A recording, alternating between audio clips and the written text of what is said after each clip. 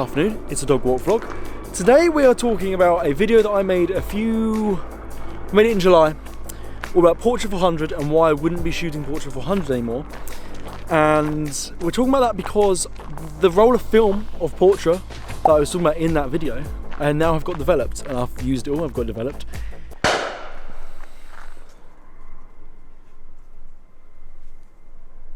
fuck was that? And we are talking about, have I changed my mind about Portra 400? Let's get into it. What, bro? I think someone's like clay pigeon shooting or something. I don't know. That's gonna be really annoying if it keeps happening in the video.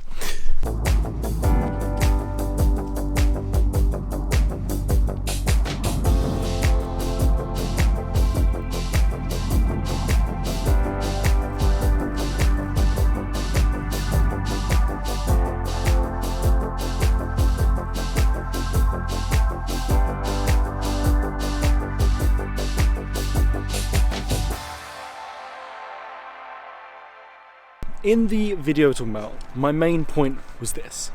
Basically, it was that Portra 400 is an expensive film stock, and because it's still happening, and because it's an expensive film stock, I didn't want to shoot it because I didn't want to waste it.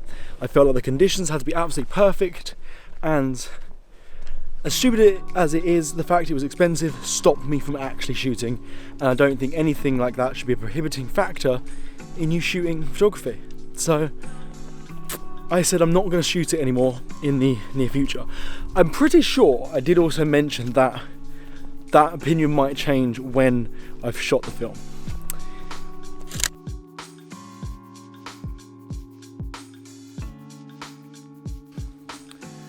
So let's immediately answer that question. Has my opinion changed now that I've shot the film and received my images back? Yes and no. Okay, I still completely stand by what I said. It's expensive film stock. I still think if I buy it, if I use it, if I load it into my camera, I'm only going to use it on days that I think are worthwhile using it. And I think it will still be a prohibiting factor at the moment in me shooting film. That being said, I have absolutely fallen in love with the images that came out of that roll of film.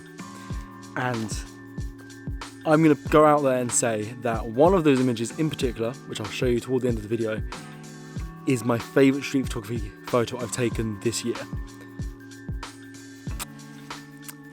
And one of my all-time favourite street photography images.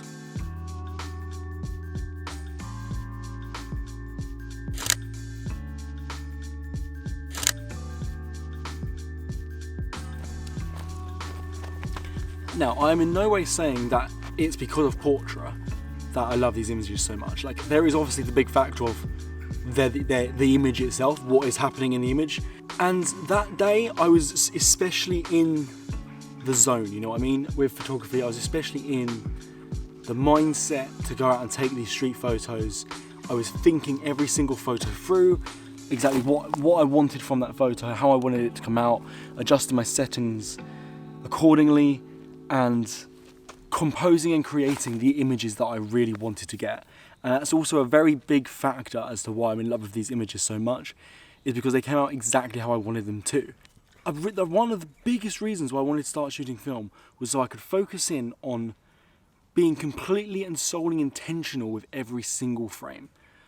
When you're shooting film, you only get 24 or 36 exposures, so I wanted to make sure I was really dialing in the fact that, okay, this is what I want out of this image, and adjusting every single setting accordingly to get the perfect image every time. Composing it perfectly, applying all the rules that I would want to apply, like just everything, creating the perfect image.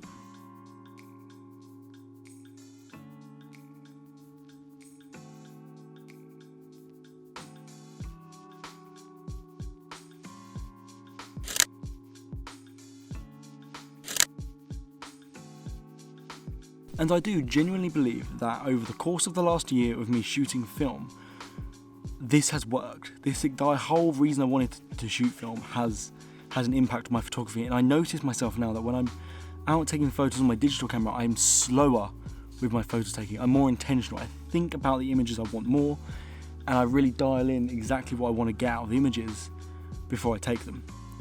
And that's perfect. That's exactly what I wanted. And I'm going to continue shooting film because I'm genuinely loving it, genuinely really enjoying it. And there are days where I'm like, I just want to shoot film today.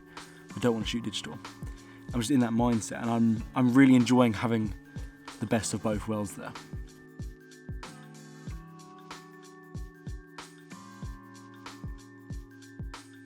Now, I'm not going to discredit Portra completely. Part of the reason I love these images is the Portra look to them.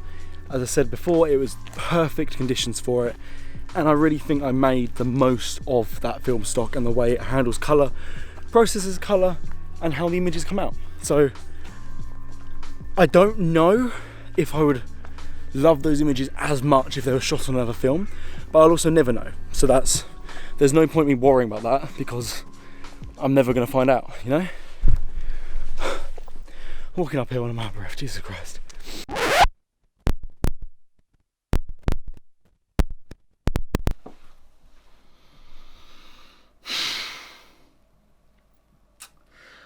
I love microphones.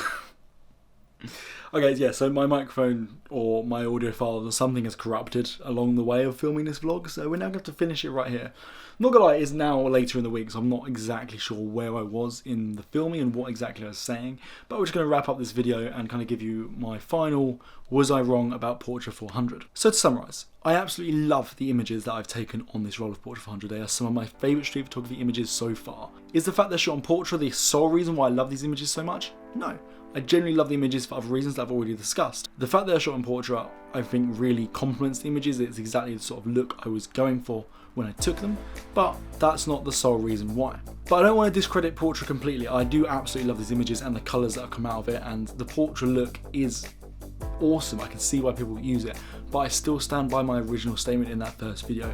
I do think it's an expensive film stock, especially for me at this point in my career, and I think having it in my camera, unless I'm going to shoot that entire roll on the day of loading it because it's a Portra vibes day or I feel like shooting Portra, I think it's a waste for me to put that roll in my camera because I will then end up not using the camera on later dates because it has to be perfect conditions for Portra, and that is what I think is ridiculous. So I'll be sticking with Kodak Gold for now. I'm going to be trying out some other film stocks. There's a couple that I've been eyeing up, such as Kodak Ultramax, Elktar 100 I think it's called, and a couple of other cheaper film stocks that I've been interested in trying.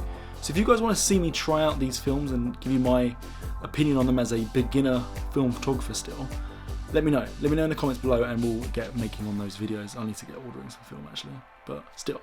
Let me know what ones you want me to try. I'll order it and I'll try it, see how it goes. But before we wrap this up, I want to show you my favourite photo.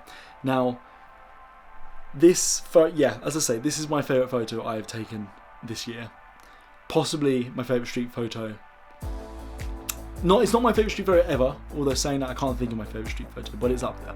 It's in the top 5. This was taken down in Brighton. It was taken on the beach where there's some basketball courts, and there was a load of people playing basketball, and it was clear skies, blue skies, and I took a couple of different frames there which I put on screen now, and there was one frame in particular I wanted, and I really wanted to line it up so the basketball hoop was roughly centered in the image. I captured the ball in the air going towards the net, whoever threw the ball jumping, and the people surrounding it, and that's exactly the image I managed to get. So this is that image, and I am so happy with how this image has come out. Genuinely, it's exactly what I wanted from it. I only took this shot once, and I had no idea if I managed to capture the ball in frame or not, but I just took the one shot and it's absolutely perfect. The focus is perfect, which I'm very impressed with myself for because it's a manual focus film camera and you can't take testers and make sure you're getting your focus right. I had to get it nailed. I had to get it spot on first time. Just everything about this image has come out perfect, and I'm so happy with it. Genuinely so happy with it. So that's the shot. Yeah, that's it. I'm pretty sure I spoke more when I was out filming this vlog on the dog walk, but I can't actually remember because it's been a few days, and I've said what I wanted to say, so I'm sure the other bits were just rambling on, so we'll never know. But that is all from me. If you liked the video, don't forget to drop a thumbs up down below. Subscribe if you want already. All the other stuff that YouTube has told you to do. Let me know your opinions on Portra. Let me know if you agree with me, disagree with me. Let's have a conversation down below. And I will see you in the next video. Don't forget to take the shots. Don't forget to follow me on both Instagrams, Luke Palms and Broke for Film. That's the film one. Yeah. Peace.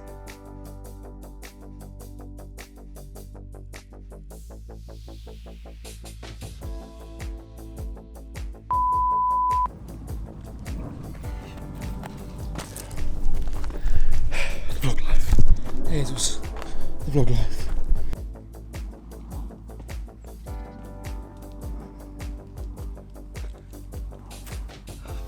The benefit of filming these vlogs is you walk twice the amount almost. And I'm actually so rough.